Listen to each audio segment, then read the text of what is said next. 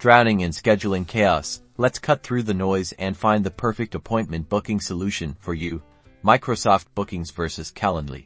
First up, Microsoft Bookings. If you're already embedded in the Microsoft ecosystem, Bookings offers seamless integration with Outlook Calendar, Teams, and more. This means no extra steps to sync your availability or access customer data.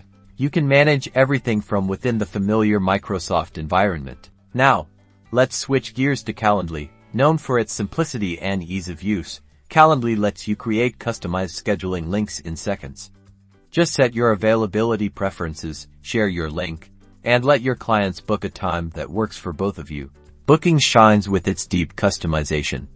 You can tailor your booking page to match your brand, define specific services with prices and descriptions, and even create staff assignments for larger teams. Explore all of the different options for customization that Bookings can offer. Calendly's strength lies in its wide range of integrations. Connect it with Google Calendar, Zoom, Salesforce, and other popular tools to streamline your entire workflow.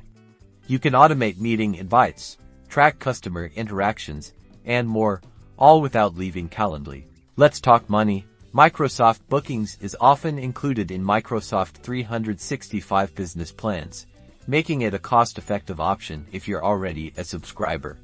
Calendly offers various plans, from a free basic version to more advanced options with premium features. Carefully evaluate your needs and budget to choose the best fit. Ultimately, the best tool depends on your specific requirements. Microsoft Bookings is ideal for Microsoft enthusiasts seeking in-depth customization, while Calendly stands out with its simplicity and extensive integrations.